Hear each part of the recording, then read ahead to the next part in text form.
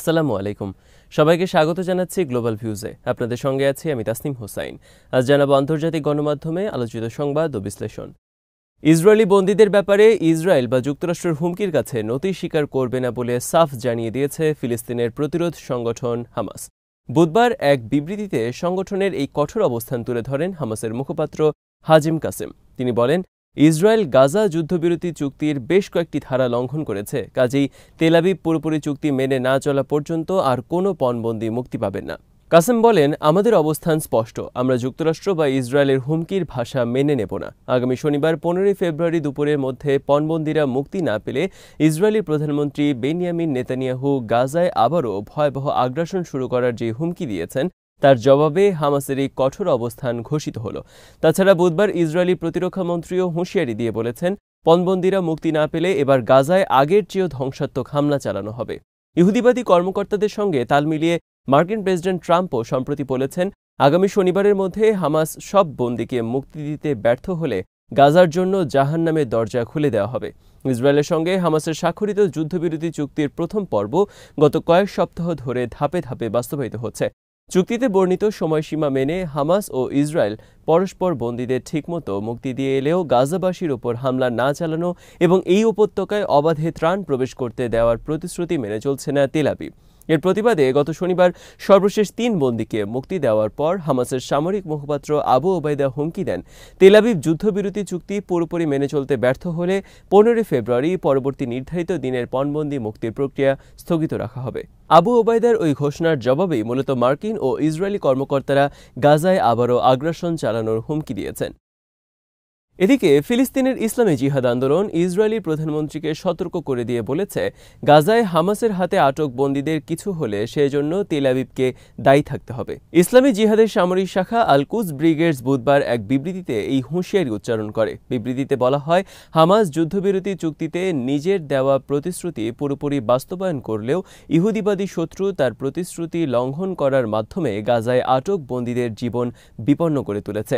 বিবৃতিতে বলা হয়েছে, নেতানিয়াহু কি পদক্ষেপ নেন তার উপর গাজায় আটক বন্দীদের ভালো অথবা খারাপ পরিণতি নির্ভর করছে। এতে আরও বলা হয়, ইহুদিবাদী শত্রু যুদ্ধবিরতি মেনে চললে প্রতিরোধ যোদ্ধারাও চুক্তির প্রতিটি ধারা মেনে চলবে।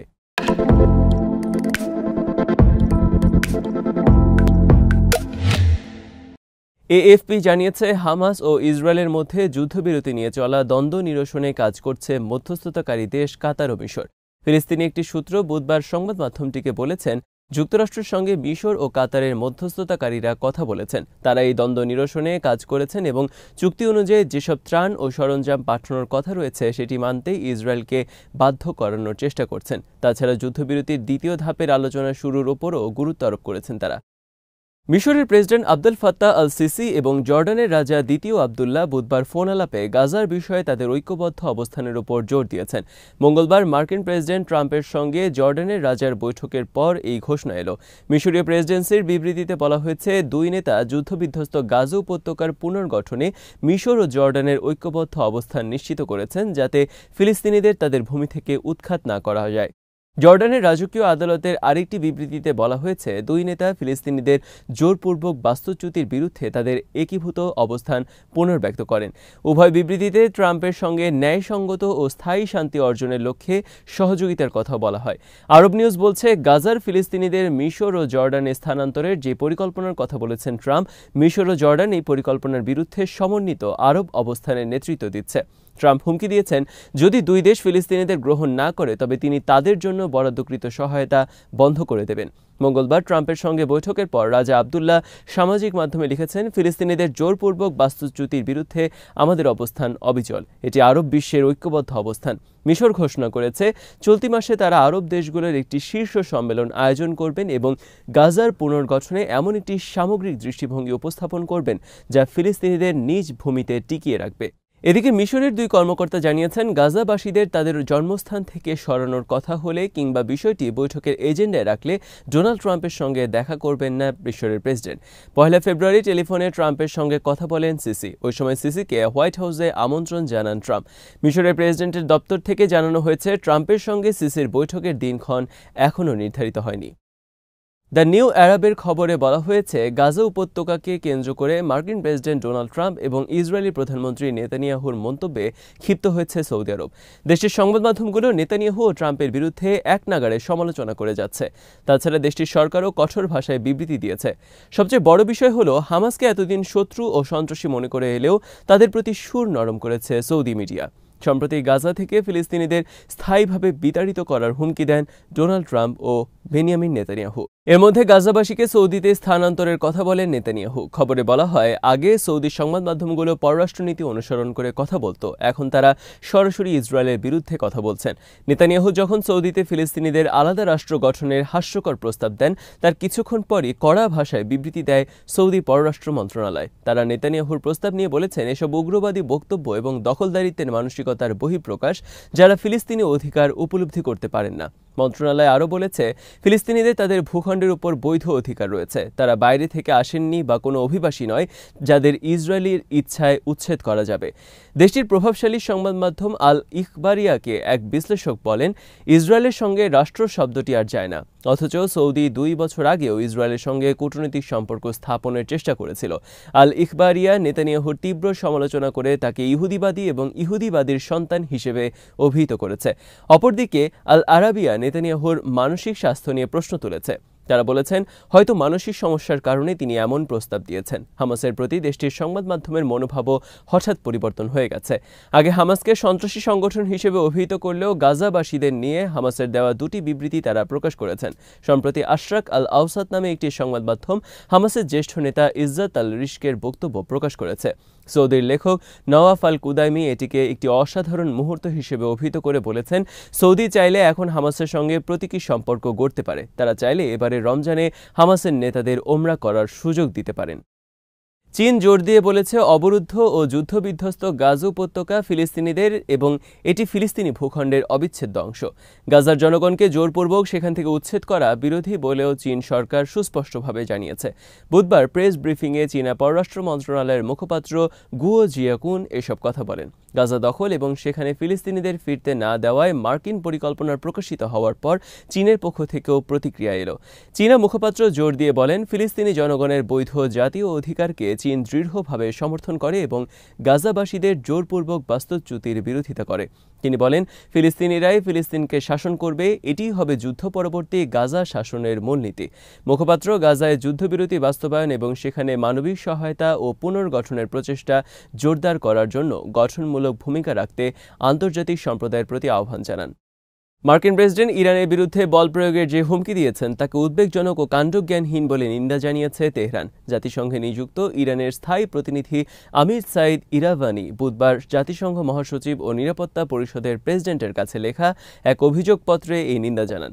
অভিযোগে তিনি বলেন, ট্রাম্পের বেপরোয়া ও উস্কানিমূলক কথাবার্তা আন্তর্জাতিক আইন ও জাতিসংঘ ঘোষণা সুস্পষ্টভাবে লঙ্ঘন করেছে। ট্রাম্প শনিবার নিউ ইয়র্ক পোস্টে প্রকাশিত এক সাক্ষাৎকারে বলেন, তিনি বোমা মেরে ইরানের জন্য জাহান্নামের দরজা খুলে দিতে চান না, বরং এর পরিবর্তে তিনি তেহরানের সঙ্গে একটি চুক্তি করতে চান। ট্রাম্প আরও বলেন, ইরানিরা মরতে চায় না, কেউই মরতে চায় না। এরপর ফক্স নিউজকে দেওয়া এক সাক্ষাৎকারে ট্রাম্প একই ভাষা প্রয়োগ করে বলেন, আমি ইরানের বিরুদ্ধে বোমা হামলা না চালিয়ে তাদের সঙ্গে একটি চুক্তি করতে চাই। জাতিসংঘে নিযুক্ত ইরানের স্থায়ী প্রতিনিধি তার অভিযোগপত্রে বলেন, ট্রাম্প তার বক্তব্যের মাধ্যমে জাতিসংঘ ঘোষণার 2-4 অনুচ্ছেদ লঙ্ঘন করেছেন, যেখানে স্বাধীন দেশগুলোর বিরুদ্ধে বল প্রয়োগ করার হুমকি দেওয়া নিষিদ্ধ রয়েছে।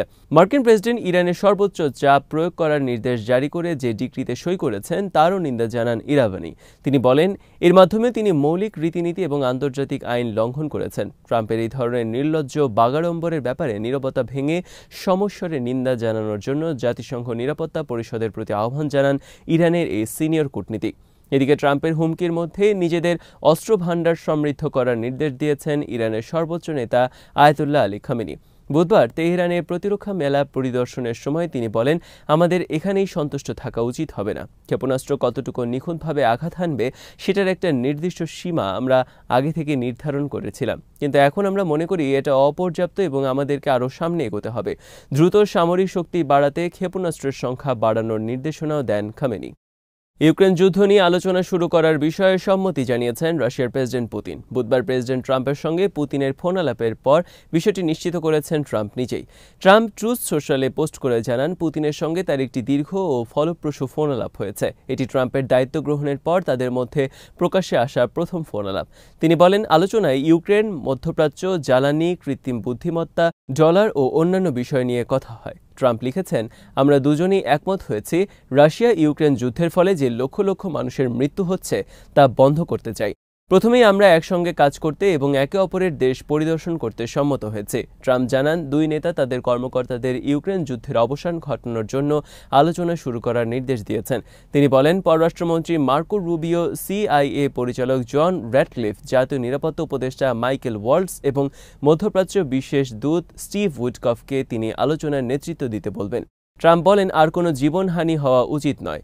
আমি প্রেসিডেন্ট পুতিনকে তার সময় এবং প্রচেষ্টার জন্য ধন্যবাদ জানাই। এই ফোন আলাপ মার্ক ফোগেলের মুক্তির একদিন পরই অনুষ্ঠিত হয়। ফোগেল একজন মার্কিন নাগরিক যিনি রাশিয়ায় 3 বছরেরও বেশি সময় ধরে বন্দী ছিলেন। যুক্তরাষ্ট্র রুশ নাগরিক আলেকজান্ডার ভিনিককে মুক্তি দিতে পারে বলে খবরে বলা হয়।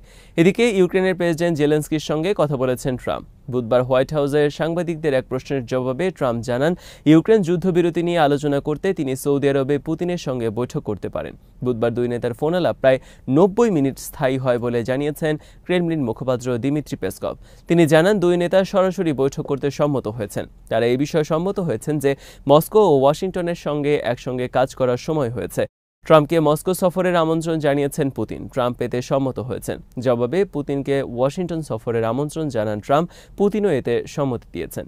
আজ এখানেই শেষ করছি। সবাই ভালো থাকুন, সুস্থ থাকুন আর দেখতে থাকুন বিডি ভিউজ। চ্যানেলটি ভালো লাগলে সাবস্ক্রাইব করুন। সংযুক্ত থাকুন আমাদের ফেসবুক পেজে। আল্লাহ হাফেজ।